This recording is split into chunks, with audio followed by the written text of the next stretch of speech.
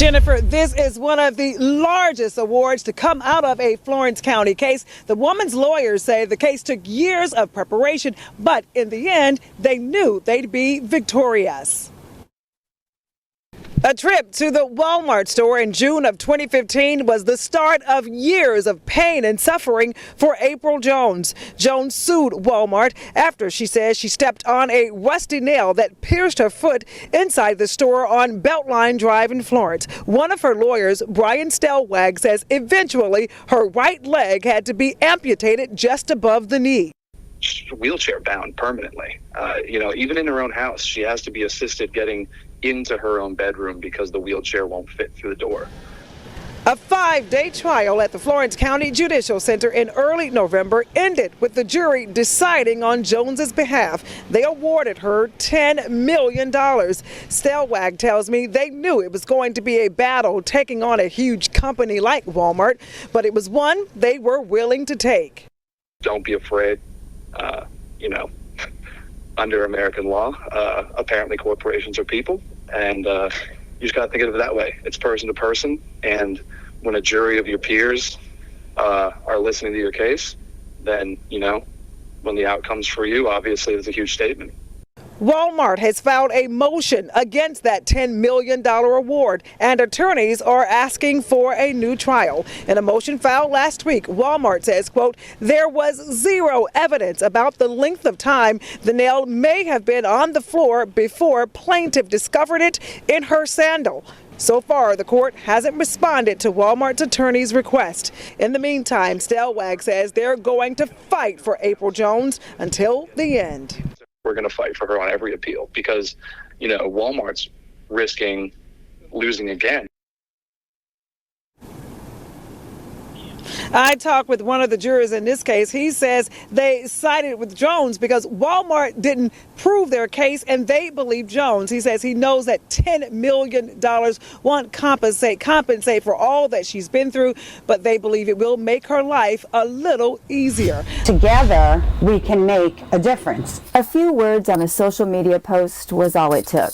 Christy felt compelled to help a woman she'd never met, a mother of 3 dying from cancer. It's our obligation as a community to come together and help this young terminally ill mother who doesn't have that much time left on this earth. Kelly has 2 young daughters and a preemie baby boy. She's been told this may be her last Christmas.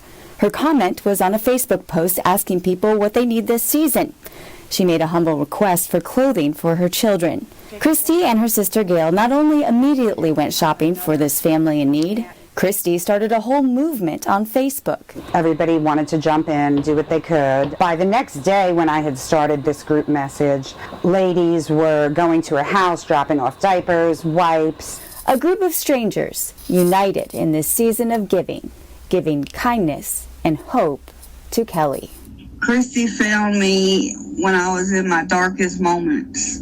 I had lost all faith in humanity, and then she found me, and it's just like, miracles really do happen. God really does put people in your path for a reason. Miracles happen together.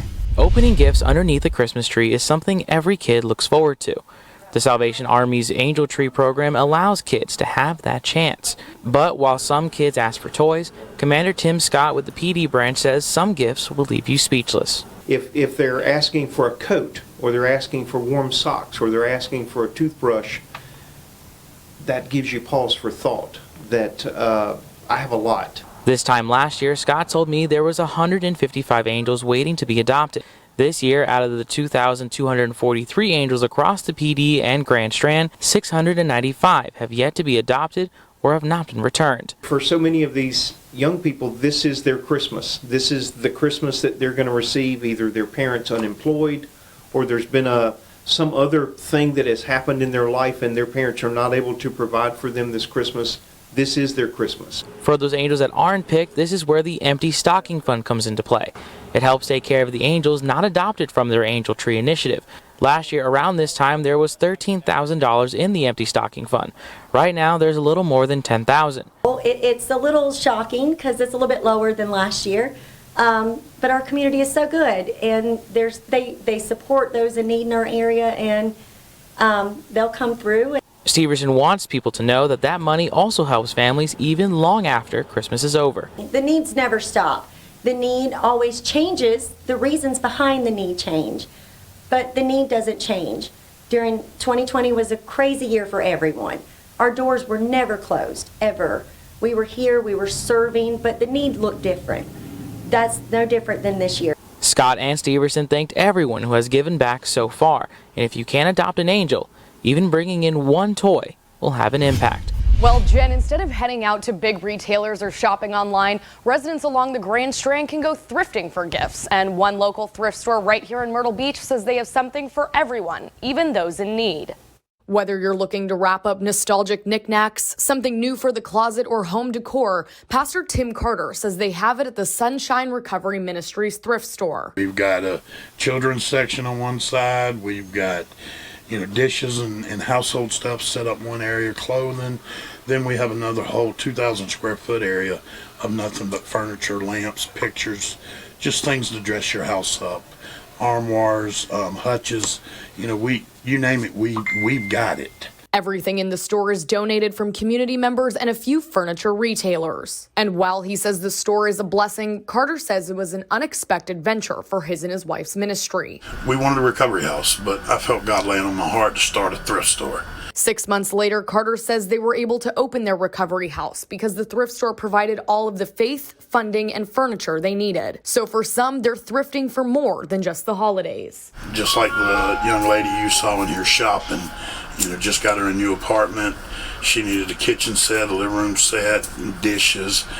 She got all of that for under $250. While stockings are being stuffed for people getting back on their feet and those looking for a good deal, Carter says they always have something for those who have nothing. If you're homeless or you're in need and you bring a letter from a church or from a bike ministry that's faith-based, anybody sends in a letterhead that you're in need, we give you. We don't charge you a dime.